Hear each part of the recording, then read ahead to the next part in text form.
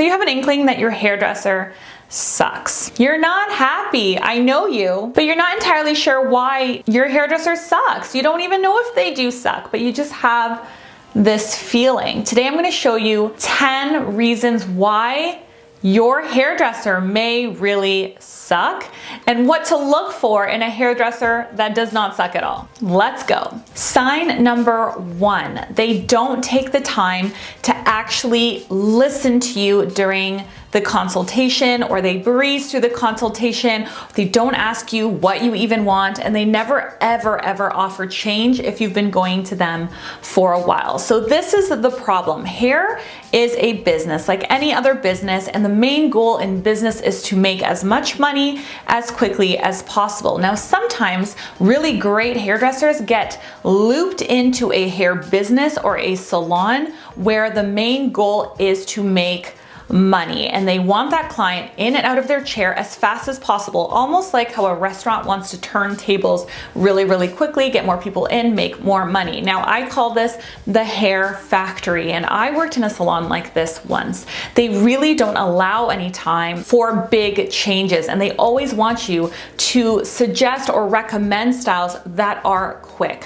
When we are working in hair factories type salons, when you want a really beautiful custom blended balayage, that takes time. So we are then encouraged to offer things like partial foils, which are faster, they're more structured, they're easier to place, and we can get you in and out in 2 hours, as opposed to a balayage that can sometimes take 4, 5, even 6 hours to do. So sometimes the problem isn't even in the stylist, but it is in the salon that they are working in. So my suggestion is to find a great skilled stylist, but also make sure that you're finding them in a salon that really shows that style of work, that's really up to date and modern, and clearly takes the time to do the longer services. Now, when you find a stylist in a salon like this, you're going to be paying top prices, because if you think about it in terms of business, if a client takes 4 hours to get a balayage done, but you could do 2 partials in that time, you have to bill the client double the rate in order for the business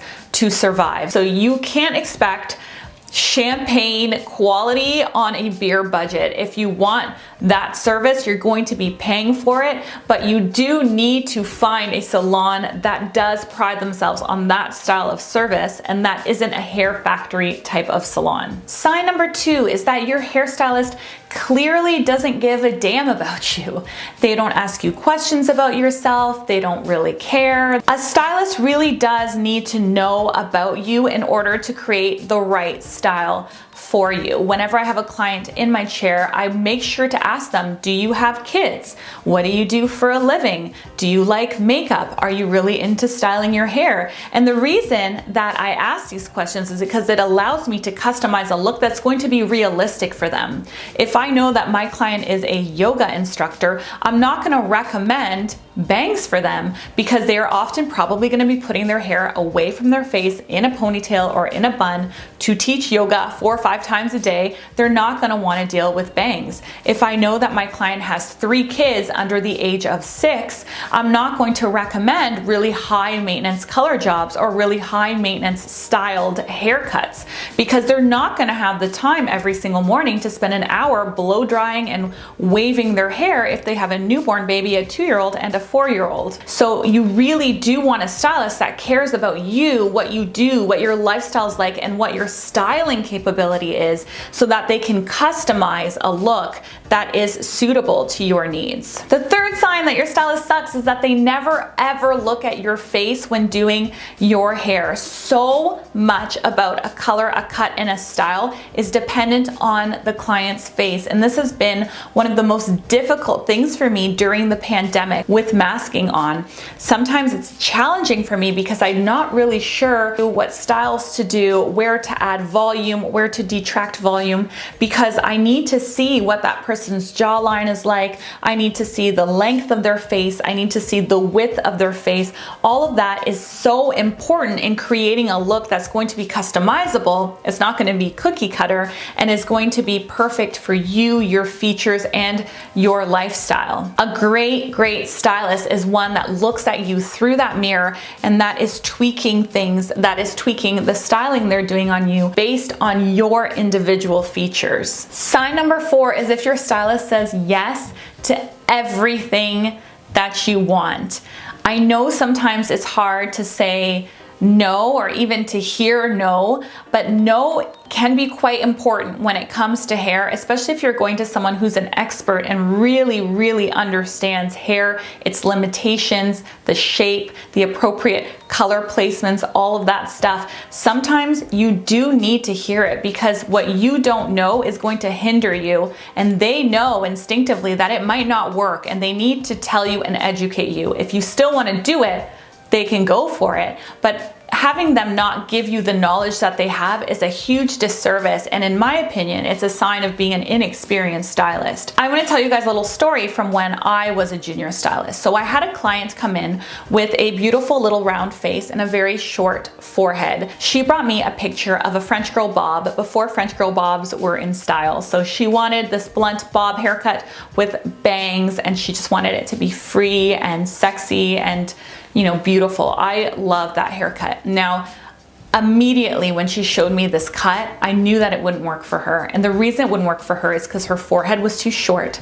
So the bangs wouldn't sit properly. They would be too short and not look anything like the photo. And her face was really round. So all of a sudden, when you take a haircut way up, you add bluntness to it. You're adding width to that face. And then you're not counterbalancing it with height on the top. So round face girls can totally rock a bob. Actually, I think it looks beautiful on many round faced girls, but you do need to create balance by creating a ton of height at the top of the head so that it elongates the face, and adding a little bit of length here at the chin. So you get this longer line through the face, and you get more balance on a round face with a short cut. Now in this case, we're adding bangs, which is squishing the volume at the top, and you are also adding shortness to the cut. So this is a recipe for disaster when it comes to a round face, even more of a disaster when it comes to a round face with a short forehead. All of this together was just not the haircut for her. She was an absolutely beautiful girl, and I knew in my heart that this wasn't the haircut for her. Regardless of that, I was new, I was keen, I didn't want to say no, and I was an inexperienced stylist, so I wasn't a great stylist at the time. So I gave her the exact haircut in the picture, and I could tell within minutes of having blow dried it that she hated it. It just didn't suit her. It shortened her up and just really rounded everything out, and that was not what she had imagined when she saw this beautiful haircut on this model who has different features. And because I didn't tell her, she never came back again, because now of course it's my fault, and it is my fault because I'm a stylist and I should know better and I should educate. So if you have a stylist that never ever says no, even if you think, man, this might not even work for me, if they never ever say no and never educate you, or at least give you a heads up on what to expect, you know that you're either dealing with a junior or with someone that just doesn't really care. With that said, you also know if your stylist sucks, if they say no to everything, and a lot of times it's just because they're too lazy to do it. They don't want to do it. It's too hard. It's too much work. I've seen this as well in a lot of really senior stylists, really great stylists.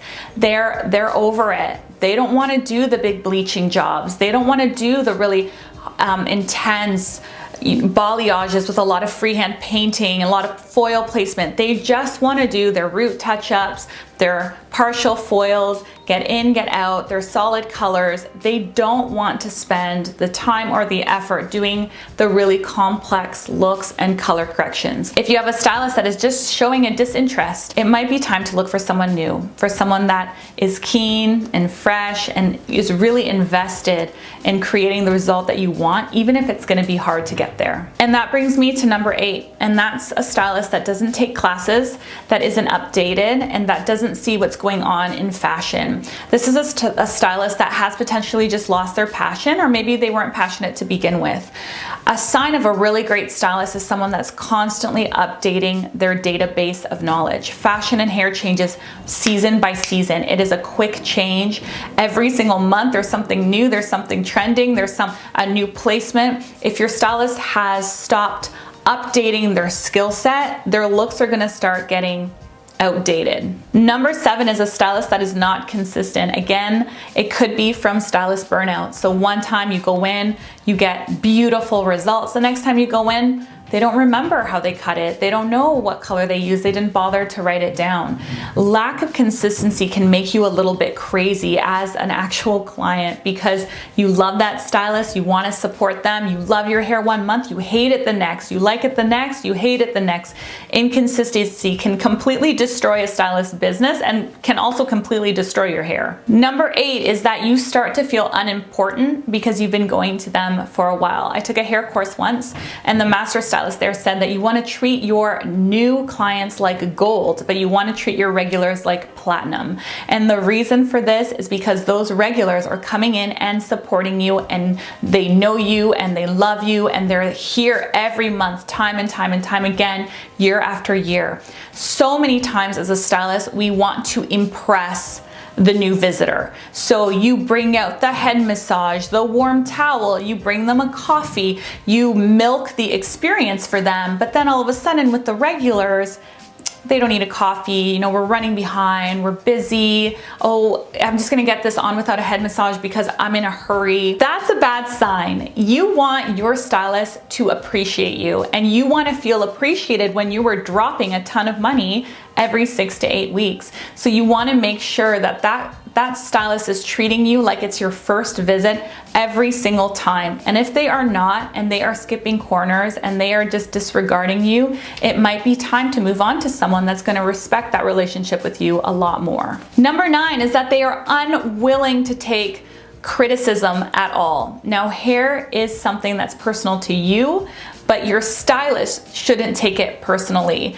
I am an event stylist, so I do tons of events, and I can tell right away when I've executed an updo that a client doesn't like. And it is not offensive to me if the client says, I don't really like this much volume on my head. It's my responsibility to change it for them so that they feel comfortable and beautiful with the look that we've created. Now, when it comes to a salon setting, if you've requested a look, they have told you how it's gonna suit you. Maybe the color is not really great for your skin tone, but you still want it.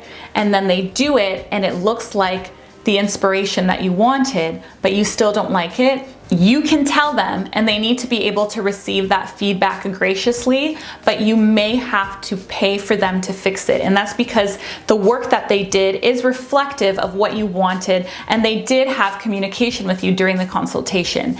If, however, the look that you want isn't how your hair turned out, and there was no reason for it, like it wasn't realistic in terms of color, or maybe the length wasn't realistic for the cut or whatever, and they didn't tell you that in the consultation, it didn't turn out, the stylist likely knows and recognizes that maybe they made a mistake, formulation mistake, cut mistake, whatever, and it is their responsibility to fix it for free. If your stylist gets very defensive with criticism, that's a really bad sign, because hair is something that's personal, hair is something that can be changed, and hair is something that's supposed to make you feel amazing 100% of the time. If my client left my salon and I knew that they were only 40% happy, I wouldn't feel comfortable with them walking around life for 6 to 8 weeks feeling crappy about their hair. So you want someone that cares enough about you to be open to criticism, as long as that criticism is valid, and also be willing to make the changes in order to make you happy. And big red flag number 10 is that they are very pushy and salesy. That drives me crazy. A stylist, a great stylist, should want you to be able to maintain your results at home, and they are absolutely going to recommend products for you to do that. If you have a lot of damage, they may recommend treatments, but all of this should be in an umbrella of wanting to help you achieve the hair results you want, or help you maintain the hair results you want, or help you feel beautiful. They shouldn't be in a pushy, salesy umbrella of spending money. Thank you guys so much for watching. I want you guys to leave a comment telling me what stylist experience you had before that made you feel really taken care of and really, really great. I would love to read all of those and see what the stylists around the world are doing to take care of their clients. I'll catch you in the next one. Bye.